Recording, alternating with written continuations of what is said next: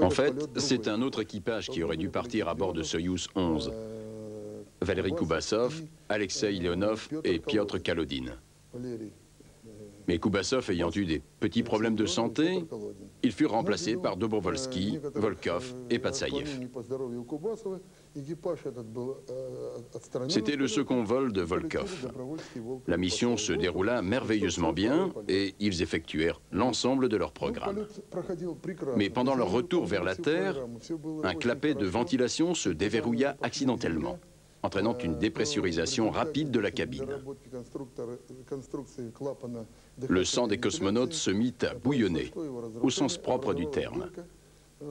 Viktor Patsaïev comprit vraisemblablement ce qui se passait, puisqu'il dégrafa son harnais pour tenter d'atteindre ce maudit clapet et le refermer. Mais le système de sanglage était fichu de telle manière qu'il ne réussit pas à s'en dépêtrer assez vite. Le vaisseau revint sur Terre par une belle journée ensoleillée. Le temps était si calme que le parachute, en s'affaissant, recouvrit presque le Soyouz, ce qui arrive rarement.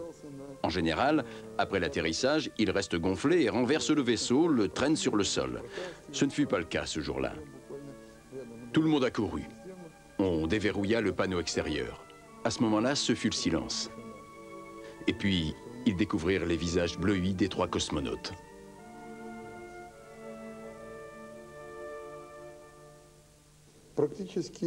Pratiquement tout a été raconté à l'époque. Mais il n'y avait pas grand-chose à dire. Le détail des conclusions de la commission d'enquête n'a certes pas été rendu public, mais le communiqué officiel fit état de l'accident en mentionnant seulement qu'il avait été provoqué par une dépressurisation de la cabine du vaisseau. Que s'était-il passé? Qui en portait la responsabilité? L'enquête conclut à la fatalité et on en resta là. Il n'y eut aucune sanction. Quant à moi, je me suis toujours battu pour qu'il y ait un peu moins de fatalité de ce genre. Et ça m'a valu de me faire taper sur les doigts relativement souvent.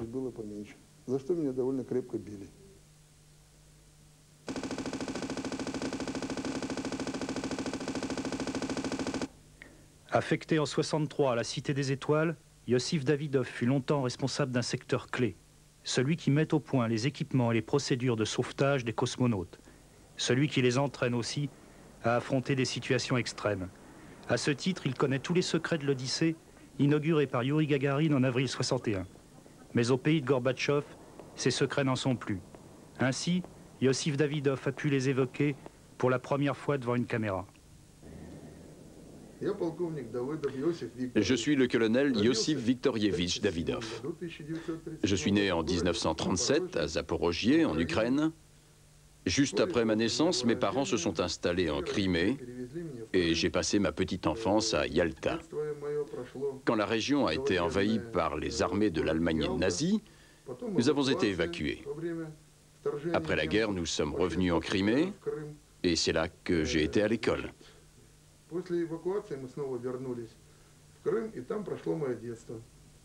Ensuite, je suis entré à l'Institut de l'aviation militaire.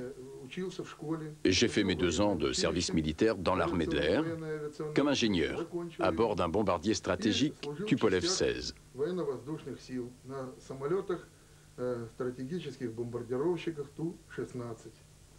Après, j'ai été affecté au centre d'essai de Tchkalov, où j'ai travaillé jusqu'en 1963.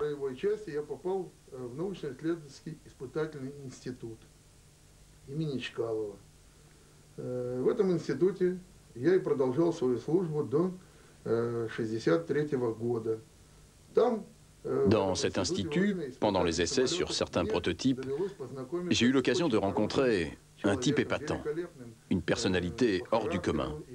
Vladimir Nikolaïevitch Komarov. C'est sur sa recommandation que je suis entré en 1963 au centre de préparation des cosmonautes.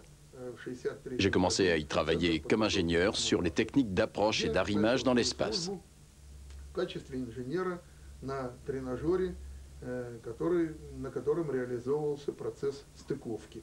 Au centre d'entraînement des cosmonautes, je voyais souvent Vladimir Komarov, qui se préparait pour son deuxième vol dans l'espace à bord du premier vaisseau de la série Soyouz. Comme vous le savez, ce vol s'est terminé tragiquement. Mais peu de temps avant son départ, Vladimir Komarov m'avait incité à travailler sur les conditions de survie des cosmonautes en situation extrême. C'était devenu indispensable après l'atterrissage mouvementé de Voskhod 2 dans la taïga en mars 1965.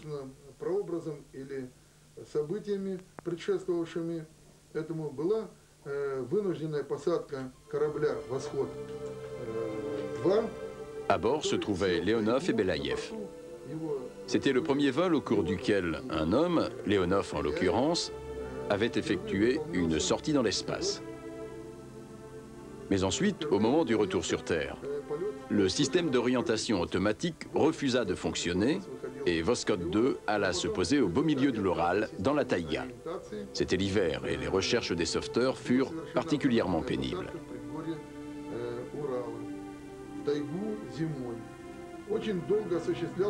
Leonov et Belaïev ont finalement été récupérés sains et saufs, mais ont compris ce jour-là qu'il fallait préparer les équipages à affronter ce genre de situation extrême, qu'il fallait leur apprendre à survivre par eux-mêmes.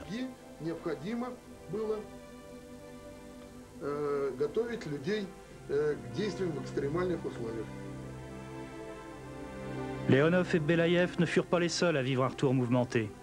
Dans le cas de Soyouz 23, cela faillit bien tourner à la tragédie. Et c'est Davidov qui contribua à sauver la vie de l'équipage, grâce à sa détermination, mais aussi à son aptitude à s'affranchir des règlements. L'histoire est devenue un classique, réservé jusqu'à présent aux initiés. L'un des deux miraculés, le colonel Zoudov, la raconte dans un film d'instruction destiné aux futurs cosmonautes. Le 16 octobre 1976, l'équipage du vaisseau Soyouz 23, dont j'étais le commandant, l'ingénieur de bord était Valéry Rozhdestvensky, effectua un amérissage forcé sur le lac Tengiz. Les conditions météo étaient particulièrement mauvaises. La température de l'air était de 22 degrés au-dessous de zéro. Les grands froids venaient juste de commencer et la surface n'était pas encore gelée. Il y avait de fortes vagues, un vent violent, la tempête. Tous ces facteurs ne favorisaient pas la formation d'une couche de glace. Un quart d'heure après l'amérissage, le parachute de secours s'ouvrit accidentellement, compliquant encore un peu plus la situation.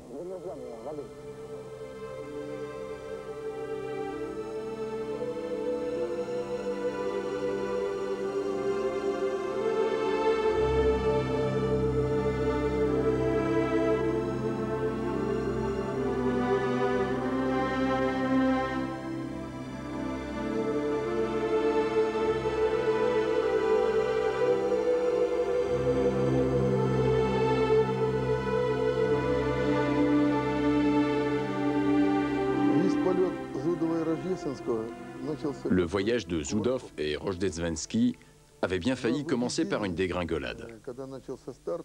Peu après la mise à feu, le dispositif d'arrêt d'urgence des moteurs faillit en effet se déclencher, ce qui aurait fait replonger Soyouz 23 vers la Terre. Une fois sur orbite, quand il s'agit d'effectuer la jonction avec la station Salyut, il s'avéra que le système d'approche ne fonctionnait pas. Dès lors, l'interruption de la mission était devenue inévitable. La décision de faire atterrir Soyouz 23 dans la région d'Arkalik fut prise le lendemain. Cela devait se passer de nuit. Les moyens de secours, les hélicoptères, les véhicules furent regroupés à l'endroit prévu. Au moment où il survolait l'Afrique du Sud, l'équipage enclencha son système moteur et la descente s'amorça sans problème.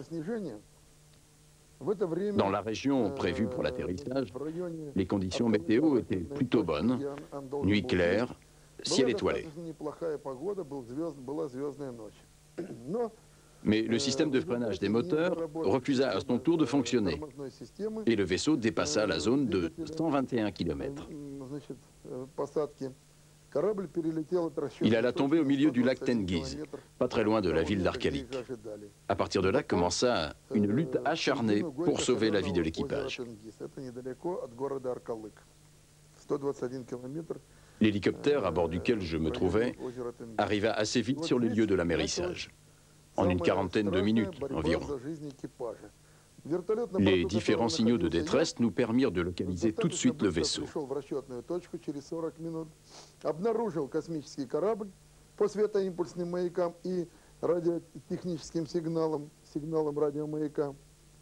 Mais les conditions météo étaient telles qu'elles interdisaient un hélitreuillage.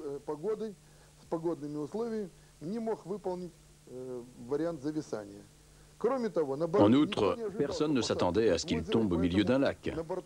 Et j'étais donc le seul à bord à avoir une combinaison de plongée. Mais il aurait fallu aussi des vêtements chauds, que je n'avais pas eu le temps de prendre.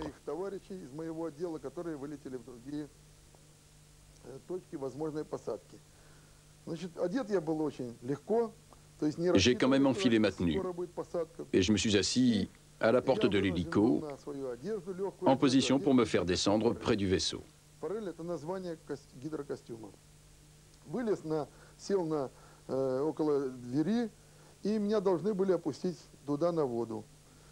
À ce moment, la tempête redoubla de violence. Il y avait des tourbillons de neige, une visibilité nulle, et le commandant de l'hélicoptère dut renoncer à l'opération. Ce fut heureux pour moi. Si j'étais descendu dans cette eau glaciale, j'y serais certainement mort de froid.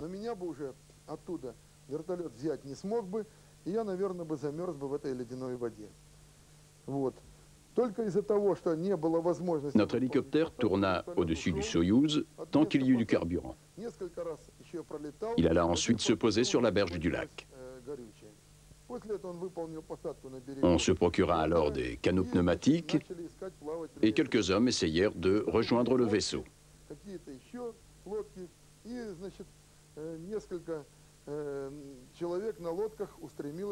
Un seul y parvint, Nikolaï Tchernevski, le commandant de l'hélicoptère cloué au sol faute de carburant. Il constata alors que le Soyouz était renversé, que la trappe de sortie était immergée et qu'il ne pouvait rien faire pour les cosmonautes, sinon leur remonter un peu le moral, en leur faisant comprendre qu'ils n'étaient plus seuls. Du fait de la position de leur vaisseau, les cosmonautes avaient été obligés de couper l'aération pour stopper les infiltrations d'eau.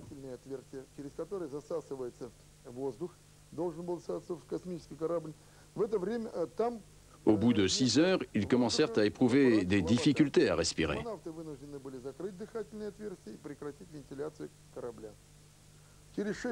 Au bord de l'asphyxie, le commandant Zoudov allait perdre connaissance à plusieurs reprises. Rojdestvensky, qui était un ancien plongeur de combat, résistait mieux.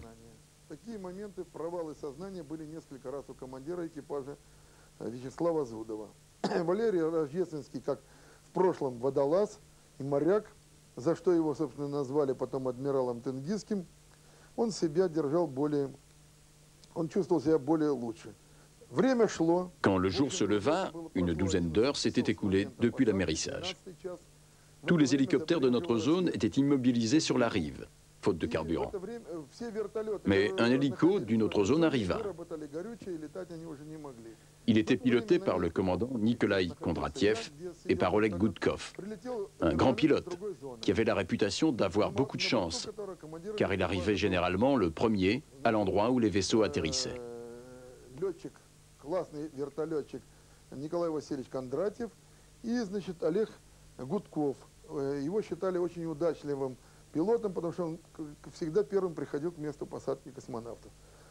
Il y avait aussi à bord un médecin, un scaphandrier et le journaliste Albert Pouchkaryov. Ils se sont posés et ont demandé s'il y avait un représentant du centre de préparation des cosmonautes. Je me suis fait connaître et j'ai embarqué.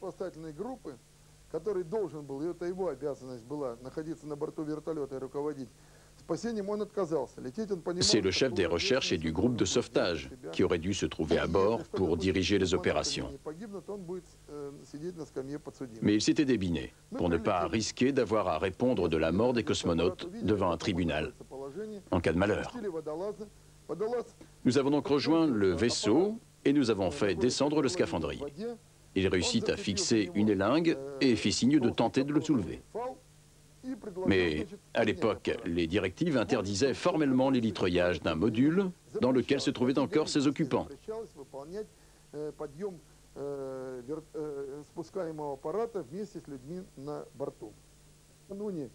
La veille, nous avions justement procédé à des essais en mer qui avaient consisté à faire tirer par un hélicoptère un vaisseau à bord duquel j'avais pris place.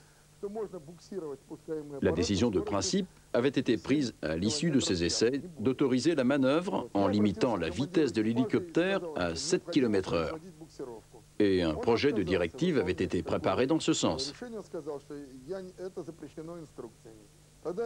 J'en parlais au commandant Kondratiev, en tentant de le convaincre que telle était la bonne et la seule solution dans le cas présent. Mais il refusa catégoriquement en invoquant les directives en vigueur. J'insistais. À l'intérieur, il y a nos 2 camarades cosmonautes, 2 lieutenants-colonels qui vont bientôt mourir asphyxiés si nous ne violons pas les instructions. Kondratiev accepta finalement de tenter le coup. Mais il appela d'abord le médecin et le prit à témoin, ainsi que son copilote. Voici le colonel Davidov du Centre de préparation des cosmonautes. C'est lui qui ordonne de tirer le vaisseau. La manœuvre était particulièrement difficile à exécuter. Il fallait en effet se déplacer à vitesse très réduite. Et pour corser le tout, le vent s'engouffra bientôt dans le parachute de secours qui s'était ouvert accidentellement, ce qui stoppa net l'hélicoptère et faillit le déséquilibrer. Sans la grande maîtrise de Kondratiev, il se serait craché dans l'eau. Mais il réussit à garder le contrôle de son appareil et tira le vaisseau jusqu'à la rive, malgré ce foutu parachute. On voit tout ça très bien sur les photos de Pushkaryov.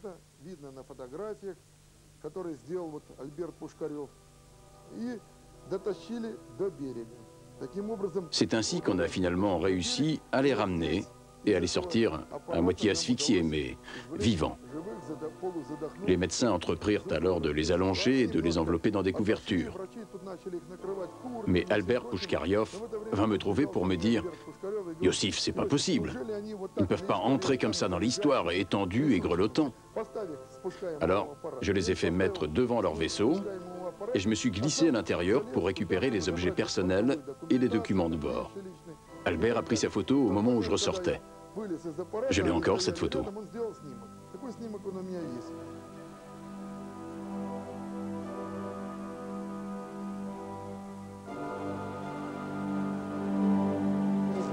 Bon, alors. Effectuons un tir. Ouais, effectuons un tir de fusée cosmique.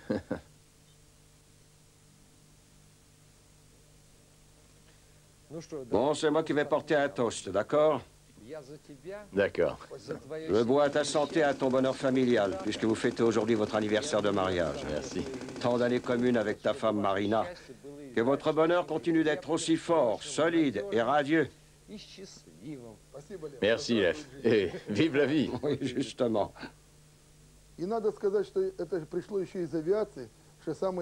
Dans l'histoire de l'astronautique, mais c'était déjà vrai pour l'aviation, les accidents les plus graves se sont produits au moment du départ ou de l'atterrissage. Pendant le vol en orbite, il peut surgir quantité d'incidents désagréables, mais les dangers sont moindres. Disant cela, je n'oublie pas que c'est justement en orbite que Lev Stepanovitch, ici présent, faillit avoir un terrible accident. Le système d'approche ne fonctionnait pas et son vaisseau se dirigeait à pleine vitesse droit sur la station. Si le télescopage a été évité, c'est uniquement grâce à la présence d'esprit et à la rapidité de réaction de l'équipage, qui réussit in extremis à faire plonger le Soyouz sous la station. Ce jour-là fut évité de justesse une catastrophe majeure qui aurait englouti et la station, et le vaisseau, et son équipage. Mais ça n'était pas encore fini pour eux. Ils atterrirent en effet en plein orage, au milieu des éclairs et sous une pluie battante. Avant d'atterrir, quand nous avons établi le contact radio, nous avions demandé à Shatalov de nous communiquer la situation météo qui compte beaucoup pour l'atterrissage. Il nous fut répondu 1 million sur 1 million, ce qui signifie dans le jargon des pilotes que la météo est parfaite. Et nous sommes tombés au beau milieu d'un orage. En avril 1975, le vol du Soyouz 18-1 fut interrompu, suite à des défaillances électriques. Le troisième étage de la fusée ne s'était pas séparé normalement, et le système de secours nous renvoya donc vers la Terre. Lorsque survint la panne, l'équipage ignorait tout de l'endroit où il allait atterrir. Il envisagea donc toutes les hypothèses, y compris les pires, bien sûr. Nous pouvions arriver dans l'eau, mais aussi encore plus désagréable, dans les montagnes. Et c'est effectivement ce qui arriva. Notre vol s'acheva ici, quelque part dans l'Altaï, et l'équipage dut affronter des conditions particulièrement inhospitalières.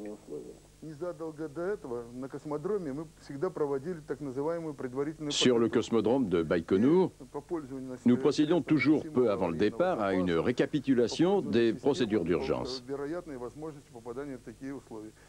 Je présentais notamment aux cosmonautes les différents points où ils étaient susceptibles de retomber en cas d'avarie. Et c'est ainsi que j'avais pratiquement prédit ce qui arriva à l'équipage de Soyouz 18-1. Plus tard, l'ingénieur de bord, Oleg Makarov, le commandant était Vassili, le colonel Vassili Lazarev, me dit « Lorsque nous nous sommes posés, le premier à qui nous avons pensé, en ouvrant le sas de sortie, ce fut vous, Yossif Davidov. Vous nous aviez très précisément décrit la situation dans laquelle nous nous retrouvions. Et vous nous aviez prévenu qu'il ne fallait en aucun cas larguer le parachute une fois posé. C'est ce qui nous a sauvé la vie. Car nous nous trouvions en bordure d'un précipice et si nous l'avions largué, le vaisseau aurait dévalé la pente et nous serions morts. Il faut dire que la descente elle-même avait été très violente. L'équipage avait encaissé jusqu'à 26 G d'accélération, ce qui est énorme, au point que les cœurs des deux cosmonautes furent victimes d'arrêt cardiaque pendant un court instant. C'est le choc à l'ouverture des parachutes qui les réanima. Une fois sortis du vaisseau, ils réalisèrent qu'ils n'étaient pas encore tirés d'affaire et qu'ils risquaient de chuter au fond du ravin. Ils prirent donc leurs équipements de survie, ôtèrent leurs scaphandres, revêtirent leur tenue de vol, leur protection thermique et leur combinaison étanche, puis organisèrent un bivouac pour attendre les secours. Ils étaient en train d'allumer un feu quand les hélicoptères arrivèrent. On leur proposa aussitôt de larguer des parachutistes, médecins et soldats, pour les rejoindre. Mais Vassili Lazarev, conscient que ces hommes auraient eux-mêmes risqué la mort en sautant dans ces montagnes, s'y opposa catégoriquement et décida qu'il passerait la nuit là où ils se trouvaient. Le lendemain matin, un hélicoptère put s'approcher d'eux et les élitreiller comme ils y avaient été entraînés. Il les transporta alors jusqu'à Olimsk, où s'acheva leur mésaventure. Cette fois encore, ce qui s'était passé nous renforça dans notre conviction d'être dans la bonne voie. Il fallait préparer les cosmonautes à affronter des situations extrêmes après un atterrissage forcé. Et même si cet entraînement ne devait être utile qu'à un équipage sur 100, cela valait la peine de le faire subir à tous.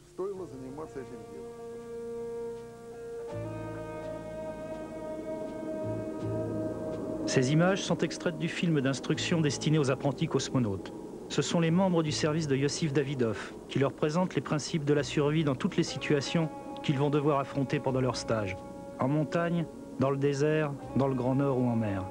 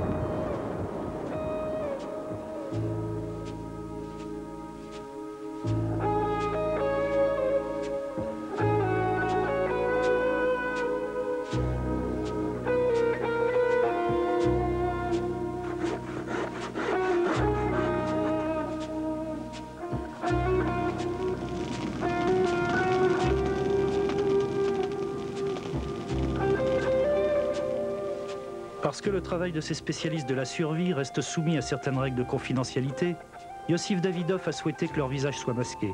Pour chaque journée passée sur le terrain à tester un nouvel équipement, à former les novices ou à participer à la récupération d'équipages en perdition, dans des conditions climatiques souvent épouvantables, ces hommes touchent une prime de 60 kopecks, l'équivalent de 60 centimes au cours officiel et beaucoup moins encore dans la réalité.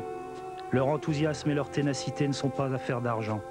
Qu'ils soient ingénieurs, médecins, parachutistes ou guides de haute montagne, les membres de l'équipe Davidov comptent parmi les meilleurs dans leur spécialité.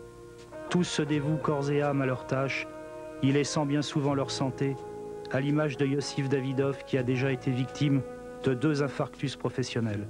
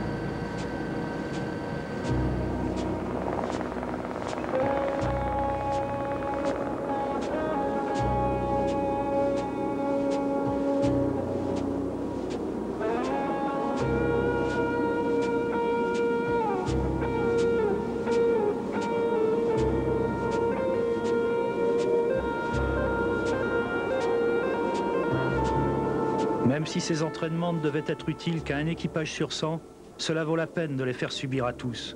Telle est la conviction de Yossif Davidov.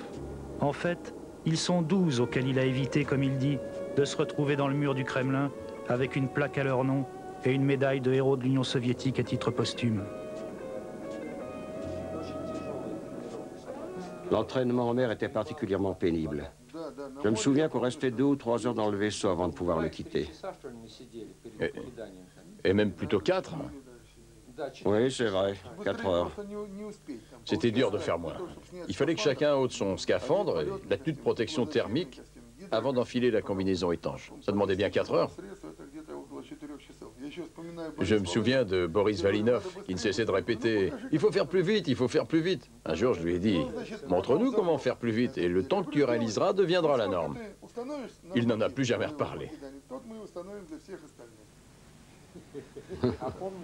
Tu te souviens, nous mettions 8 secondes à peine pour évacuer le vaisseau. Aucun autre équipage n'a jamais réussi à faire mieux que Sarafanov et Demine. Votre temps est resté le meilleur résultat de tous les entraînements. Ils allaient vraiment très, très vite, entre le moment où ils ouvraient le sas et celui où ils se retrouvaient à l'eau.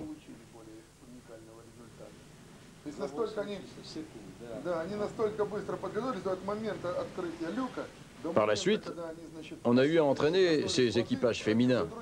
Mais elles n'y arrivaient pas, les pauvres. Au point qu'il fallut constater dans un rapport qu'il était impossible d'envoyer un équipage uniquement composé de femmes, comme on l'envisageait à l'époque. Car si elles s'étaient retrouvées un jour dans l'obligation d'évacuer leur vaisseau en pleine mer, elles n'auraient eu aucune chance de s'en sortir. Les hommes arrivaient à quitter la capsule en 15-20 secondes s'ils étaient 2 et en 35-45 secondes s'ils étaient 3. Mais le meilleur temps, ça a toujours été celui de l'équipage Sarafanov des mines. Ils étaient tellement entraînés qu'à peine ouvert le sas, ils s'éjectaient à tour de rôle et ils étaient tous les deux à l'eau avant qu'on ait eu le temps de comprendre.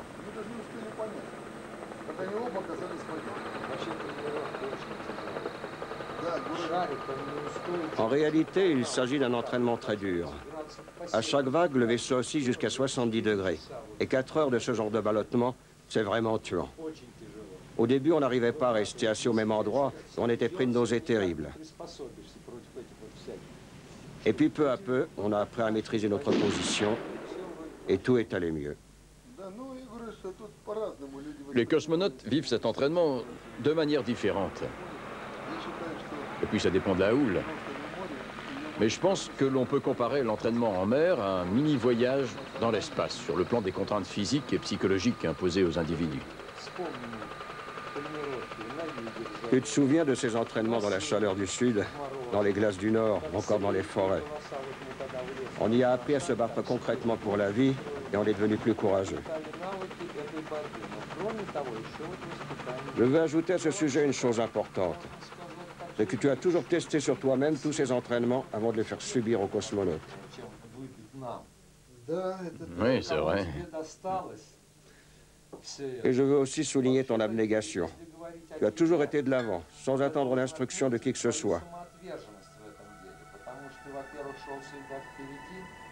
Tu as toujours cherché seul à déterminer quels étaient les entraînements nécessaires. Tu les proposais et les réalisais. Heureusement, le commandement t'a toujours donné le feu vert, en comprenant que c'était utile.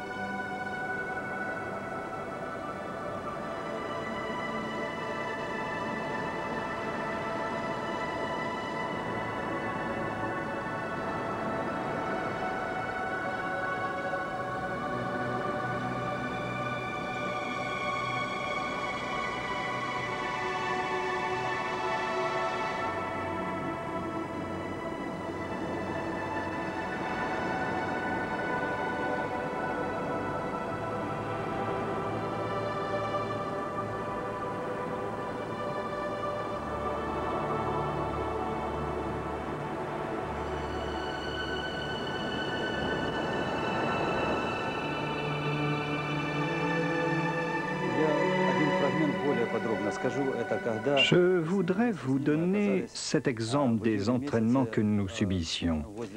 Nous sommes partis avec Yossif en juillet au cœur de l'Asie centrale, pas très loin de la ville de Bukhara.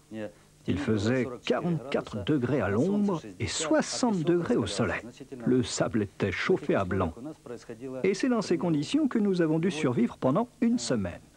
Vous reconnaîtrez que ça dépassait le seuil moyen de difficulté.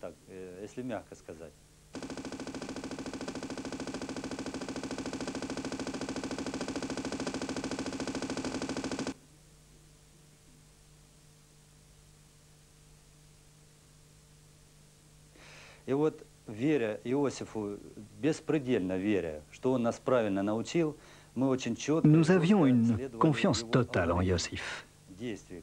Nous buvions ses paroles et imitions chacun de ses gestes, ce qui nous a permis d'obtenir de bons résultats.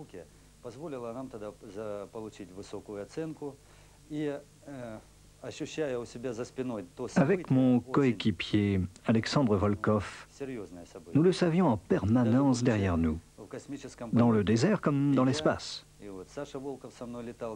On n'en a jamais vraiment parlé ouvertement, mais nous savions que si nous devions effectuer un atterrissage d'urgence, quelque part au Brésil ou dans le nord de la France, où se trouve un polygone de secours, ou encore dans une contrée reculée de notre propre pays, nous étions sûrs que dans tous les cas, Yossif serait là, le premier, pour nous sauver. Et cette certitude était très réconfortante pour nous. Он именно в том самолете окажется, который будет нам помощь оказывать. И вот такая уверенность, что мы лично его знаем, ну, она нас просто поддерживала. Dans la vie de tous les jours, quand je le rencontre en ville, je ne peux m'empêcher de sourire dès que je l'aperçois. Il a toujours des mots gentils pour vous demander comment ça va et pour vous proposer son aide. Обменяться чем-то, тут же скажет, а давай мы вот таким делом займемся. Le point capital, c'était la préparation psychologique. Notre but était d'arriver à ce que les cosmonautes soient psychologiquement préparés à dominer le stress d'une avarie à bord, d'un atterrissage forcé et de toutes les situations qui pourraient en résulter. Qu'ils ne soient pas angoissés en se retrouvant au milieu d'une tempête de neige, dans l'océan ou accrochés au bord d'un précipice. Notre objectif, c'était amener le cosmonaute à ressentir toutes ces situations comme normales, qu'il est présent à l'esprit, qu'il était de retour sur Terre et qu'ici-bas, il y a des règles bien précises à suivre.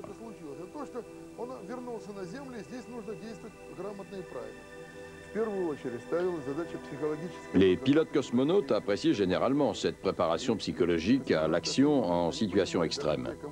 Même ceux qui n'ont pas eu l'occasion d'en éprouver directement l'utilité. Ils comprennent en effet que ces entraînements sont une école de courage. Ça contribue aussi à forger l'esprit d'équipe au sein des équipages.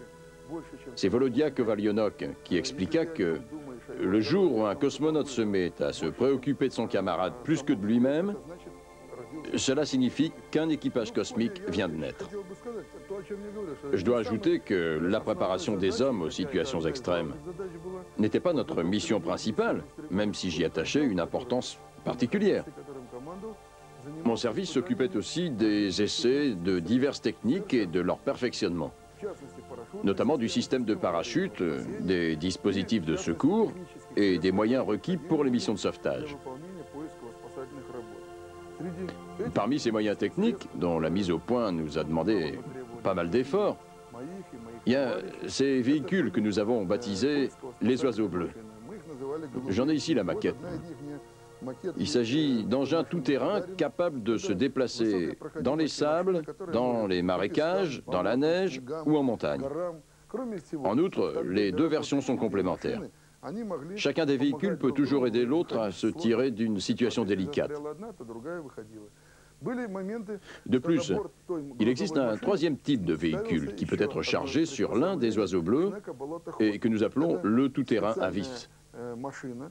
Celui-là est capable d'aller vraiment n'importe où, y compris dans les sables mouvants. Là où aucun autre véhicule ne peut aller, le tout-terrain à vis y va.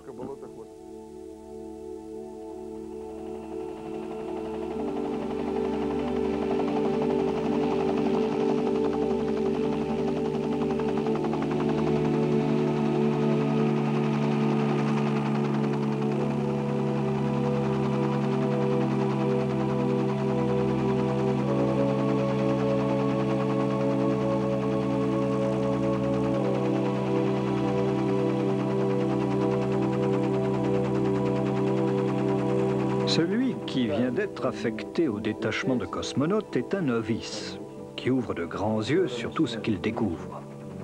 Tous ceux qu'il rencontre au centre de préparation des cosmonautes sont pour lui des enseignants potentiels, tous sans exception. Et puis, à mesure qu'il avance dans sa préparation, la quantité de professeurs diminue pour atteindre un nombre assez limité, très limité même. Peut-être 5 personnes, une dizaine tout au plus. Celui qui vous a appris à survivre, l'organisateur de cette école de survie, Yossif, en fait partie. Parce qu'apprendre à un homme à survivre, c'est d'une certaine manière lui apprendre à vivre.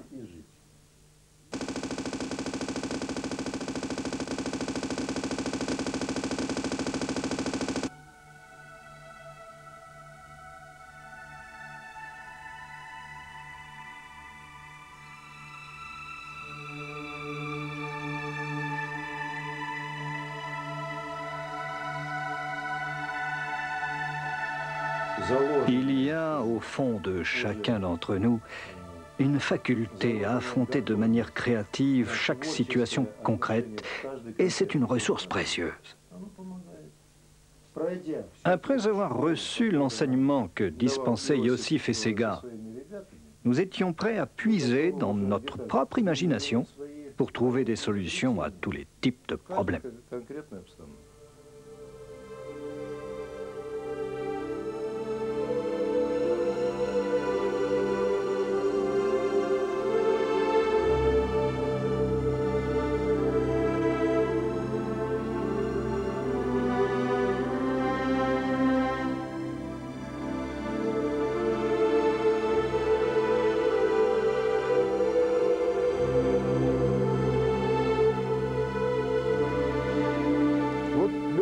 Là, ce sont les pilotes de la navette Buran.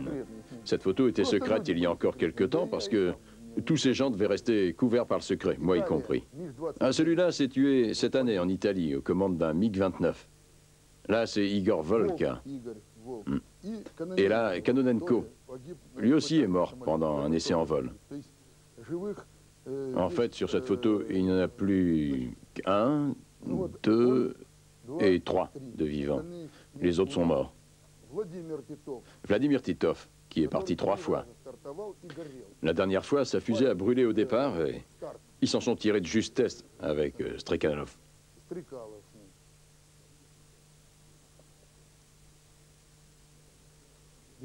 Berezovoy, Lebedev.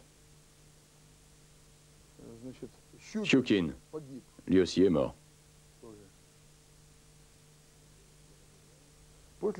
À la fin de son entraînement, Volodya Komarov est venu nous trouver et a remercié tous ceux qui l'avaient aidé à préparer ce deuxième vol. Je lui ai demandé, « Alors vieux, t'es prêt à partir ?» Il me répondit, « Moi je suis prêt, mais je crains que le vaisseau ne le soit pas vraiment. » Aujourd'hui, on peut affirmer que Vladimir Komarov, qui fut l'un des plus grands cosmonautes de la planète Terre, pas seulement de l'Union soviétique, mais de toute notre planète, j'ose le dire, que Volodya, donc, a été sacrifié sur l'autel de la grande politique.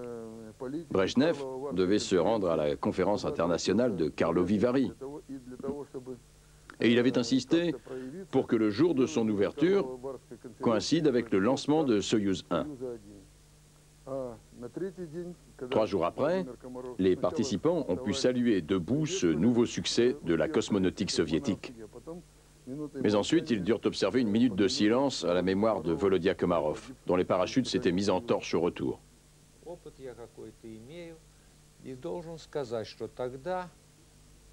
Je me suis occupé un temps de la sélection des cosmonautes.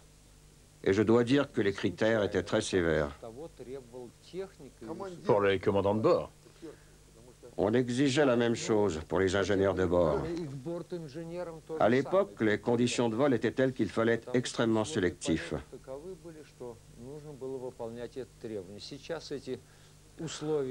Aujourd'hui, les critères se sont un peu assouplis, parce que les conditions d'un vol sont devenues relativement moins dures. Mais sur le plan médical, les exigences ne sont pas moins sévères.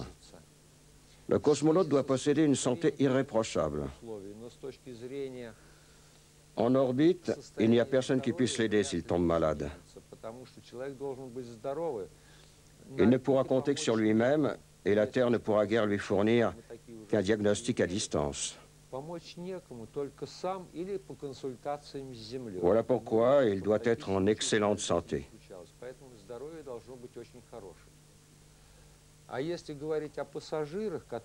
S'il s'agit de passagers appelés à ne rester dans l'espace que quelques jours, on pourra peut-être être moins exigeant.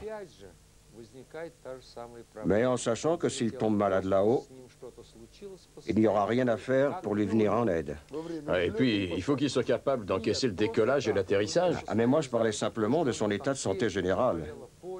Que faire s'il tombe malade du cœur, des poumons ou des reins pendant le vol? On ne peut pas envoyer une ambulance. Il vaudrait mieux ne pas avoir à organiser un atterrissage d'urgence, car c'est toujours risqué. Et puis, un vol dans le cosmos coûte si cher. C'est pourquoi je suis sûr que les exigences médicales resteront sévères, même si elles sont un peu assouplies.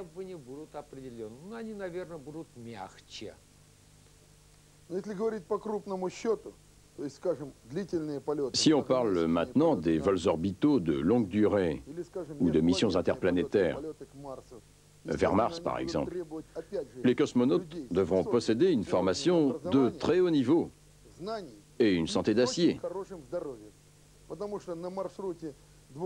Pendant les 2, 3, 4 ou 5 ans que dureront les vols interplanétaires, on ne pourra pas leur envoyer d'ambulance, comme vient de le dire Lev Stepanovitch. Et il ne pourra être question de prendre le risque de traumatiser tout un équipage avec le décès de l'un d'entre eux et la présence d'un cadavre à bord. C'est totalement exclu. C'est pourquoi les exigences physiques seront encore plus rigoureuses pour les voyages interplanétaires.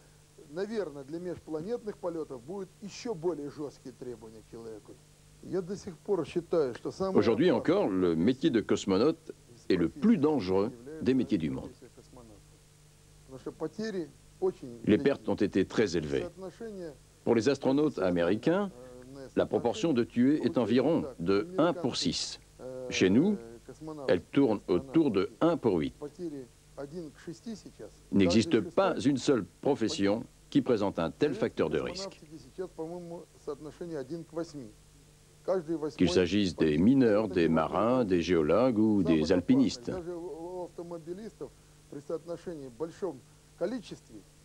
En chiffre absolu, ils peuvent certes avoir plus de tués, mais en pourcentage du nombre de personnes effectuant ces activités, ce sont les cosmonautes qui arrivent loin en tête.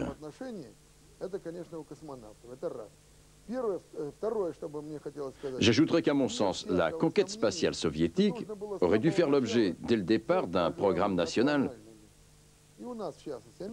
comme les Américains l'ont fait chez eux. Ils annoncèrent tout de suite quel était le programme, qui étaient les cosmonautes, quels étaient les risques. Et ils rendirent public tout ce qui se passait, les succès, mais aussi les échecs et les pertes. Les citoyens américains ont ainsi été tenus informés de l'emploi de leurs impôts et ils ont soutenu leur secteur astronautique. Chez nous, tous les problèmes ont systématiquement été tenus secrets. Officiellement, tout allait bien, les vols s'étaient toujours bien passés et les cosmonautes se portaient comme des chars. Cela a conduit à imposer dans toute l'Union soviétique un stéréotype absurde. Aux yeux de la masse de nos concitoyens, les cosmonautes seraient d'affreux privilégiés qui partent faire une balade là-haut pour décrocher à peu de frais la gloire, l'argent et la médaille de héros de l'Union soviétique. C'est vraiment absurde. Moi qui ai bien connu la plupart d'entre eux, je peux vous dire que ce sont des hommes qui aiment leur travail, qui mettent leur vie en jeu à chaque vol, en laissant derrière eux des enfants, qui peuvent se retrouver orphelins en moins de temps qu'il n'en faut pour le dire. Je pense que dès le début de l'aventure spatiale soviétique, il aurait fallu dire toute la vérité et seulement la vérité. Il aurait fallu dire que Bodarenko fut mortellement brûlé pendant un entraînement et qu'il mourut dans d'atroces souffrances. Cela arriva peu avant le vol de Gagarine. Mais cela fut tenu secret, jusque tout récemment. La conquête spatiale est l'affaire de l'humanité tout entière. Et c'est pour cela qu'il aurait fallu dire toute la vérité, à chaque pas en avant. Il n'y a pas un cosmonaute qui n'ait pas risqué sa vie à un moment ou à un autre, en pleine connaissance de cause. Et ce métier reste le plus dangereux du monde.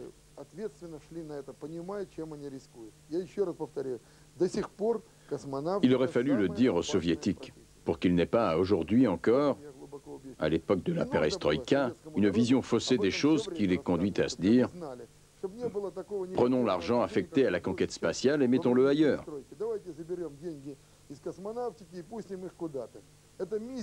Cet argent, ce n'est rien comparé à l'enjeu que représente la conquête spatiale pour le peuple soviétique et pour l'humanité tout entière. Pour le progrès scientifique et pour amasser toutes les connaissances qui permettent d'aller de l'avant.